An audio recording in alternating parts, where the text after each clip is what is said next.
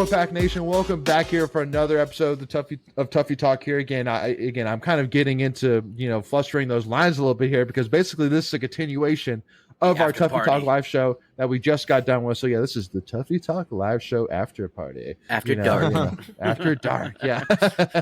So again, basically we're going to be continuing this. So if you have not seen our Tuffy Talk Live Show from December 5th yet, make sure to go check that out first. Not necessarily because if you haven't seen that you won't know what's going on here. It's just basically just more NC State talk. And anything that we don't discuss here, we probably discussed in the live show. So make sure to go check that out first and foremost, and then come right back here. So with that being said, just as a reminder again, if you haven't already, hit that subscribe button, hit that notification bell so you're notified all your devices. Whenever we go live with any of our watch parties, with any of our live streams, with any of our episodes, any of our fun videos like our NC State trivia, and our NC State football senior shout out, which again, if you haven't checked out either of those, definitely check out both of those first. Those were really, really fun and really, really quick videos as well. But with that being said, again, kind of picking back up. So, obviously in the last episode, we talked a lot about Devin Leary, talked about Tim Beck, talked about wrestling. But obviously, I know a lot of people are really dying to talk about here is the Duke's Mayo Bowl, baby, against the old NC State foe. We're talking about Duke? I don't want to talk about Duke. Oh, wait. Carolina? Yeah. The Maryland Terrapins. Oh, man. It's crazy to think about that we're playing Maryland in football once again. Did you say the Twerps? The Twerps, yeah. Terrapins, yeah. The Twerps. Yeah. The Terrapins. Yeah. But it is crazy to think about, this long NC State, Maryland rivalry is coming back once again in the ACC. It's a rivalry we played 71 times, and we're tied 33-33, and with 4 ties. Mm-hmm. So this will break that tie. Will anybody ever forget the comeback State had against Maryland? 2011. Or forget the year that we had a chance to go to the ACC.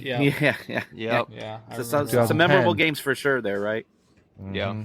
Yeah, a memorable two games. I left that game against Maryland at home when we were down so big because we had family friend out of town or friends out of town, and I was like, you know what, I need to go home anyways. But then I was like, we won the game, the greatest comeback in NC State history. Yeah, I know. Well, and I was there for the first half, and I was a Fairweather fan for a second. Well, and Greg, to your point, I would say from a numbers perspective, yes, but from a all-time greatness perspective, that's a good point. That's a good point. But anyway, that's a great point. Yeah, Greg. So just zip it, Greg. Just zip it, Greg. Don't you ever have an opinion ever again? No opinion. Yeah, but right. But again, obviously it's an exciting game for sure. I mean, obviously highlighted by the other Tagovailoa brother starting for Maryland as well. And then obviously too, even from a NC State perspective as well, obviously when you hear Maryland, NC State, you automatically think about, Debbie Yao, starting off at Maryland and coming to NC State. So definitely a little bit of a kind of a Yao rivalry between, Maryland and NC State for that factor as well. But, Michael, I mean, tell it to me. I mean, what was your reaction when you heard the Mayo Bowl? I mean, I think that was kind of like the obvious choice for a couple days ahead of time. Like, we didn't need the Joe Giglio yellow pad, to give us that heads up, Yeah. Joe's usually all over that, and he was pretty much saying Charlotte in the Mayo Bowl the whole time for State. It seemed like as we were getting down to the end there was some bowl selections involving Notre Dame where we could have ended up in the Gator Bowl again, but I think we've played there in the last 5 years. So I didn't really expect anything other than that. But I mean, I'm excited to play Maryland again. Like you said, it's an old rivalry renewed. I don't know. I think the only Maryland game I've seen was when they played Michigan, and they played them pretty close actually. But yeah, it should be interesting. Yep. And for those, just FYI too, that again, we actually are recording this on December 5th. And so any eyes which are a little bit off screen are because we're watching the end of the women's basketball game versus Georgia. Well, just make sure we pull this out. Go ahead. I would argue I'm looking over here comparing PFF stats for the teams. Okay. There we go. Do we want to get too far into this? Because I think we need to have a whole bowl preview episode. So maybe we'll have to. Yeah, I mean, we could just kind of talk initial reactions per se, and then because I'm sure there'll be opt outs and everything too between now. We'll leave the making around. teaser for that one. This Well, is like the third time we played in this bowl that it's been a different name. How about that? That's an interesting stat, right? Because it was a Car Care Tire Bowl at one point. It was the Belk Bowl. Car Care Tire Bowl. Ugh. It was some kind of tire. It was something like tire. Wasn't it tire? I think it was tire. Maybe, probably. It was the Belk Bowl. It was the Belk Bowl. It was the Meineke Car Care Bowl. I threw tire in there, but just because it's because the bowl names get so crazy, right? Dang it, Greg! That's the second strike today. All right, Meineke Car Care Bowl. It's been the Belk Bowl. It's the Mayo Bowl. It might have been another version of it too that we played in, but I mean, it's definitely the third time and the first time since 2015. I want to say 2015 was last time against Mississippi State, which we had no business being in that game in the first place. We got boat race. We got. What did we get? We got donkey stomp. We got donkey stomp, baby. Yeah, no, we did. Was that again, Dak? Was Dak on? It was Dak. Dak Prescott. That was. It was gross. It was a nasty bowl. Just weather wise, it was. I remember cold Fair and rainy. McKeever caught a really long pass, and that was about the highlight. Offensive highlight. Right. But. I mean, when you look back at it though, and you look at their records, I mean, because that was the year where Mississippi State was like I think they got number 1 in the country at one point that season, and then you're looking at NC State going, and we were supposed to play against them. Holy smokes! Was Dan Mullen the coach then? He was. He was. Yeah, before he went to Florida, right? Yeah. So again, definitely, interesting change for sure. But. One thing which I do want to kind of ask you, this is kind of a question, that got brought up is, I was talking about, how, more likely, especially since MJ was borderline to come back against UNC, you feel pretty good that, I mean, given a month of, rest, that he's going to be ready if needed to play against, play in the bowl game. And I feel like, especially now that Devin Leary is gone, that it is even more critical that honestly, because Ben Finley played great, but we all know that, at the end of the day, you want MJ Morris to be your guy starting next year. So I feel like that getting him all the reps you can getting him the extra game against Maryland. I mean, that all that does is just play even more benefit for next season, in my opinion. Y'all agree up with that? Oh yeah. Yeah. Plus all the bowl practices that, that you get, the 15 or whatever it is, bowl practices you get leading up to it. That's the biggest deal to me. All that win or lose, getting extra practices to evaluate where you have talent and where you need to add talent at every position. That's what's the most important thing in all of this. I think this. I would agree. So you want to get 9 wins; it'd be nice. But it's not. Winning is what you want as the ultimate goal. But this is a huge deal that we're getting at more practices. So, I was just going to say real quick. Essentially, these bowl games are just glorified exhibitions at this point, with all the players opting out, and the rankings don't even change, right? Because I think they said the final CFP rankings were released. Do they do one post bowl as well? No, college football playoff doesn't. AP poll. Well, AP does. Right. Because last year we went down a few spots when we didn't play in the Holiday Bowl, and we're like, frick, we totally could have gone to the top 15 if we would have beaten UCLA, which we were going to beat UCLA. Yeah. So, just glorified exhibition bowl at this point. Yeah. I agree with you on that. But yeah, I mean, because that's one thing too that a lot of fans don't even necessarily remember. That honestly, from a benefit perspective, I would say that's probably the biggest benefit of all is those extra practices. Because keep in mind, if you're not in a bowl game, you can't practice. You're done. Mm-hmm. So, I mean, to have multiple weeks of basically, get out on the field and talk about Virginia Tech right now. They can't go to a bowl game right now, or Virginia. Just sitting on your hands. Miami, Georgia Tech can't go to a bowl game right now. So, and it's like those teams need it the most. Miami, that's what's That's crazy. After Tyler Van Dyke, all the preseason hype they had. Well, there's going to be a few 5-7 teams that they say actually will get in this year. They do because there's not enough teams that qualify. So but is Miami going to get one of those? Because you know what that tiebreaker is. It's academic. So do you think is it really academics? Yeah. It's academic score, graduation rate type stuff. Yep. Yeah. Wow. Well, the one thing go ahead, Michael. I was just going to say, App State also isn't going to bowl, and they finished 6-6, but 2 of their wins. But they're the greatest program in North Carolina, so you can't talk bad about them at all. But they already told. I thought they were going to bowl. They didn't get the bowl because they said they were going to get a waiver. I guess they didn't get the waiver. No, I think they filled all the bowls. I didn't see their name. Okay. I didn't see App State. Yeah, at least by now it should have been figured out. The things I was reading on Twitter, of course, you can't believe it. It's just as bad as Wikipedia, right? But they were going to let them slide with those 2 FCS wins. So yeah, I guess they did. That's true. That's true. Now, and by the way, too, Greg. So actually, back in 2011 when we played in Charlotte, it was still called the Belk Bowl. So actually, 2011 and 2015. Oh, so we never played in the Car Care Bowl. No, Car Care Bowl. I think Car Care Bowl was in Orlando. 2005 was 2000. Was that Orlando? No, yeah, that was Orlando. That was Russell Wilson's first year / the Daniel Evans. No, that was Papa John's. Holy crap! Yeah, that was way Mikey Car Care Bowl. Maybe it was in Charlotte, but it was in 2005. I thought there was a Continental Tire Bowl that was played in Charlotte, and I think believe the Mighty it's not butter. Personally, I think there was a Continental Tire Bowl. I think that was in Charlotte, and then the Mighty Car Care Bowl, I believe, was in Florida. Okay, I'll take your word for it at this point. I don't know. It's 9:30 at night. I don't know. Yeah, no, I get you. But now, so the one thing though, which kind of getting into here a little bit, Michael kind of got into is, so if we do win this game and we get 9 wins, 4 out of the last 7 seasons we would have had 9 wins or more. And on top of that, too, like if you want to go down even further, 6 of the last 7 years, we would have had 8 wins or more. We have had 6 of the last 7 seasons. We've had 8 wins or more, which is pretty crazy. I remember, guys, like 10 years ago, right? The goal was just get to a bowl game, right? Just get us a bowl game. Get a bowl game, beat UNC. Right, that was the goal, and the standards have been raised, and Dave Doran has raised them with the talent he's brought in and the players that they've had. Expectations are greater now. I think the goal is maybe in 10 years we're saying 10 wins is a given, right?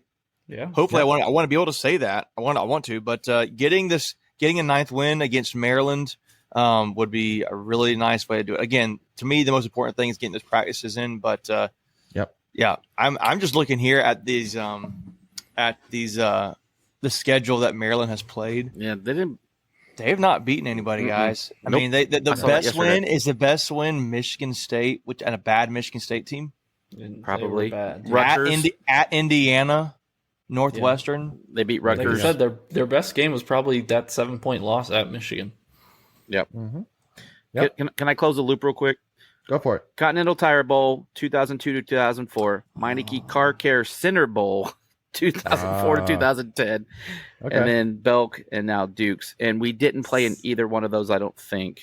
So it was but a Tire Bowl and a Car Care Bowl. Yeah, exactly. It's easy how you can get those confused. But the reason I remember those 2 bowls existed because where we tailgate, there used to be this tailgate group had a banner that said "You sold your soul for the Meineke Car Care and Tire Bowl championships," and that was in reference to Carolina and their AmFram classes. So I just remember that banner there, so I knew those 2 bowls existed in some form or fashion. But anyway, I digress. Now, the one thing which I do want to kind of talk to y'all about a little bit here, because obviously, again, I mean, with Dave Doran, we've already made the statement again. We've won 8 games the last 6 of the last 7 seasons. We've won 9 games if we beat Maryland, and 4 out of the last 7, which is crazy. But I do want to talk a little bit because we didn't really talk about this on the live show. But DJ Uyunglele, this is something which I wanted to kind of talk a little bit about here because it kind of bugged me here a little bit. Again, we won't spend too much time on this, but it just really are we a little bit off on Dabo Swinney? Like, to me, it just is a huge, what are y'all doing here? Like Clemson is a team that is trying every single year to compete for a national championship. But yet, literally, I remember they were talking about, in the first few minutes, how Dabo Swinney put together, an hour of footage of DJ playing great football, being like, this is the DJ I want. This is DJ, that we need. And it's what other program out there? Does Nick Saban say, please, Mac Jones, we need you to play good? No, if you're not playing good enough, then let's put somebody else in there. I will say, not in college, but there's a recent story about Mike McDaniels with the Miami Dolphins made a highlight clip for Tua, which is coincidental because we're talking about Tua's brother here. That we're playing against, but Tua, because he made him a highlight clip and was trying to build up Tua's confidence, because really Tua's biggest issue, part of it, is his own confidence. He thought he sucked. Yeah. And but it's not, I mean, I think to your point, I mean, so Dabo has 5-star, 4-star talent all over the place. he's a good coach because he actually produces with them. Like I could argue that UNC is not that way, right? They have 4-star guys, 5-star guys, and they're not producing very much with him. And then he constantly a bad Clemson team last year was still a 10-win Clemson team, right? I think he's a good coach, personally. I just think you've got a guy who sometimes you get a quarterback and he's just not that good, and he's not a 5-star quarterback. Before we continue, I want to take a quick second to tell you about our sponsor, Flatlands Jessup Insurance Group, that has your whole world covered, with agents in 5 offices throughout eastern North Carolina to help you decide how much coverage you need. Offering policies for home and auto, recreational vehicles, commercial, crop, health, life, and employee benefits. They are able to combine options to find a comprehensive solution that works for you. Flatlands Jessup protects the things you love so you can spend less time worrying and more time enjoying them. Find them on Facebook and Instagram at Flatlands Jessup. You can also visit their webpage at www.flatlandsjessup.com. So please make sure to go and check them out. I will say, look, they lost the 2 games, right? Or 2 games, right? Just lost Notre Dame and South Carolina, right? Right. South Carolina. Yeah. So you lost 2 games. I think DJ is a quarterback that doesn't make you better. I think he's a decent quarterback. Like, he doesn't elevate the team around him. And for everyone to say, well, Cade did this against Carolina. Carolina's the worst defense in all of college football. So there's no guarantee that Cade would have done any better in that South Carolina or Notre Dame game. And the fact is that you really lost the game on your special teams. Now, DJ didn't play great against South Carolina, but he played well enough for them to win the game. I mean, had they not had those special team, errors against South Carolina, no. I think it's more of what they're seeing at the position level. Against Notre Dame, I think he did, but I just think it's put it this way: the offense notably looked better when Cade Klubnik was in at Clemson versus like they weren't hardly moving much. And if you're going to argue that, you could say DJ was not making their offense work against the worst defense. So DJ was 8 of 29 for 99 yards, he was just 1 touchdown and an interception. And again, against the worst defense, right? No, against South Carolina. South Carolina. Okay. What was he against? What was he against? Well, here, you want me to tell you how he did against UNC? Do y'all remember the first pass that DJ threw? Do y'all remember the first pass that DJ threw against the UNC game? Yeah, it wasn't good. It was a curl route. And did it hit was it a little bit high? Did it hit him in the chest? It hit 2 yards in front of the wide receiver's foot on a curl route. Are we talking about Dabo here? Or are we talking about DJ? Because your original question was, are we basically missing something here? Well, because I'm just saying that like you're competing for a national championship. You just had a quarterback that you've been dying and trying to start. He just threw a ball 2 yards in front of the wide receiver's foot, and you're trying to compete for a national championship against Georgia, Alabama, and all these guys. Like, come on. Get that guy off. And he should. And because again, you talk about, well, he only lost 2 losses. The only reason they beat Syracuse is because they brought Cade Klubnik in. That's the only reason. Let me ask you this question: how many games has Cade Klubnik played in this season? 3, 4. So he kept his red shirt. You're telling me he kept his red shirt? Yeah. Right. No, it just and won 10 games. And won 10 games. Maybe about to win 11. And you kept the guy's red shirt. Yeah. I mean, I don't know. I think I get you. I get what you're saying. But I mean, like, do you think State would have loved to have kept Michael Allen's red shirt? Yeah, right. But they didn't, and at the end of the day, you want to win games. I think Dabo is a good coach. I get people are annoyed by him and they don't like him and they're frustrated because he seems like he's just I don't know. People just don't like him. I like him. I would cut my little pinky toe off for those national championships that Clemson has. Right. No, absolutely. No, again, I'm definitely not doubting Dabo from an overall perspective, but I'm just like, what am I missing here? You know what I mean? No, I see what you're saying. He's statistically had DJ has statistically had more bad games over his career than he's had good ones. No, that's fair. That's what I'm saying. Let me make another comment. Yeah. But they were in the. This is not the Clemson show. Yeah, the last point I'm going to make is they were in the hunt to the very last regular season game. Sure. Yeah. No, and again, the only reason why I wanted to bring that up because obviously NC State fans, we're trying to compete here for the top of the ACC, but also too because I literally was saying to my wife, Clemson will lose this game if they do not take out DJ. If they take out DJ, they will win. What happened? They took out DJ. They crushed UNC's soul. It was not even. Well, you know who lost to a lot of really good teams this season? Maryland.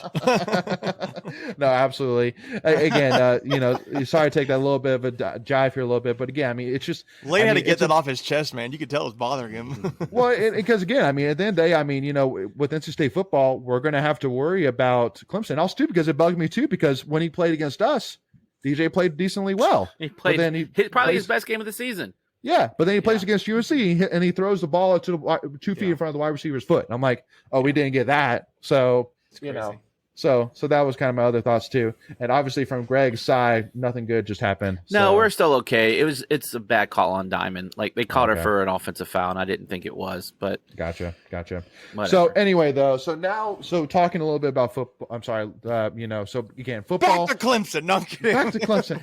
No. So we'll do a bowl preview here. As again, we get a little bit closer. We kind of know a little bit more in terms of who's transferring, who's sitting out, things like that. But I do want to obviously talk about basketball here, as that's definitely kind of a big topic for sure.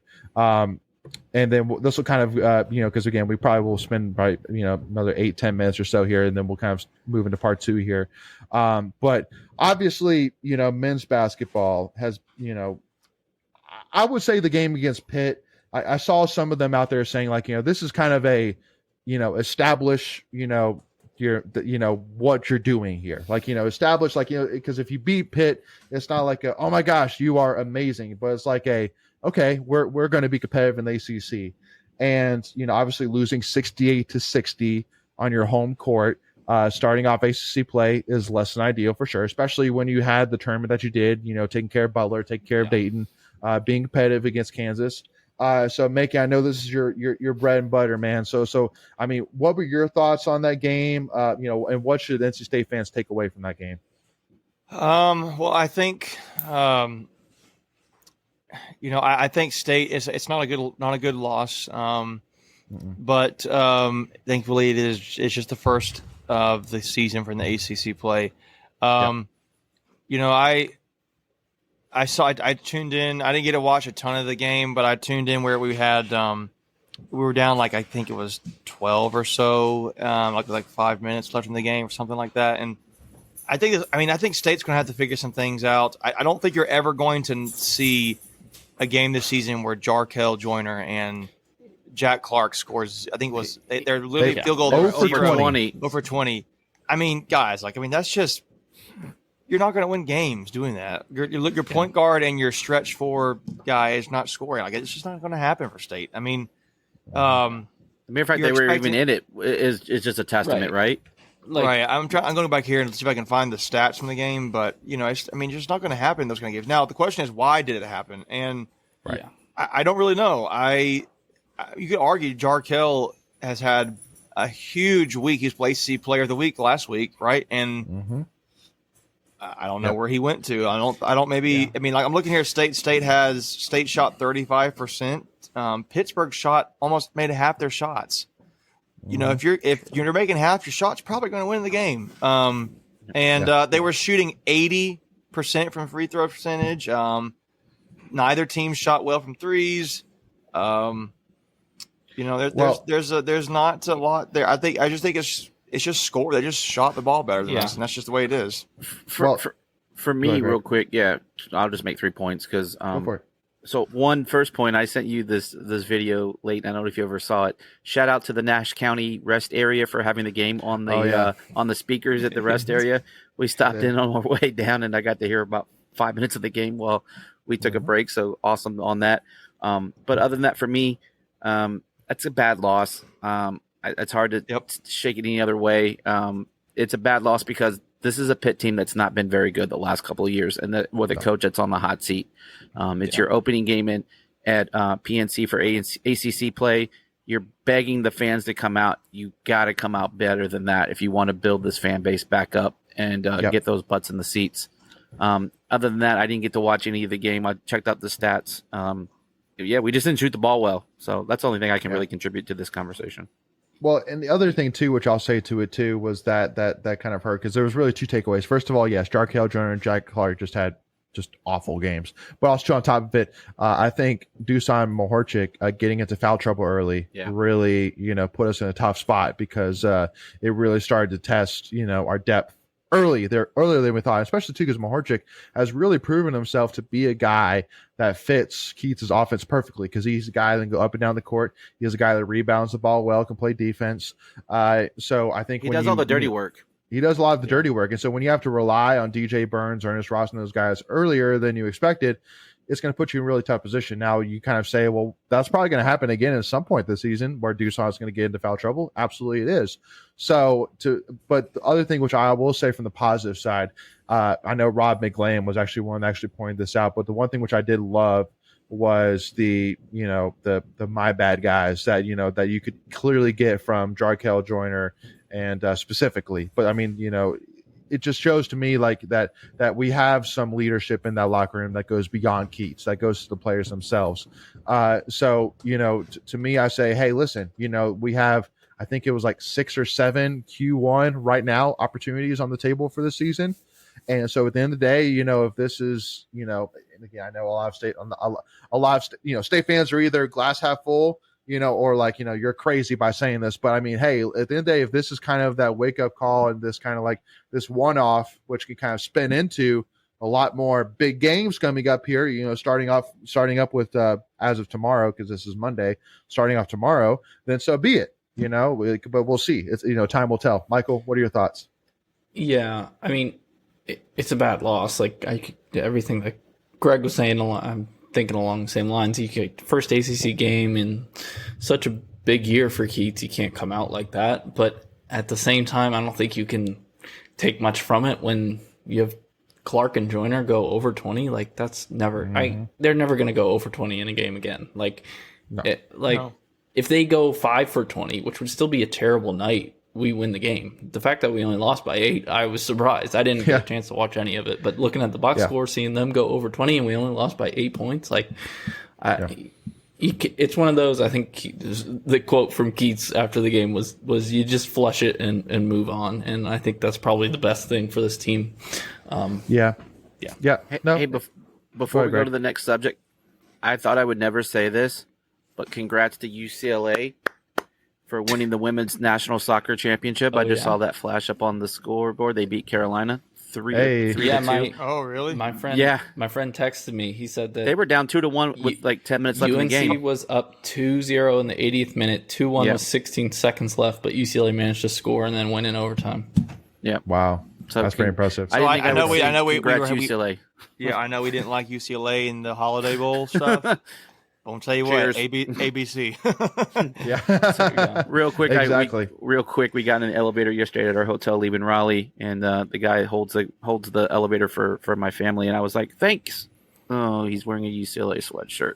And then that's all I said. I said I didn't even say thank you. I just said thank. Did you get out of the elevator? Oh, jeez.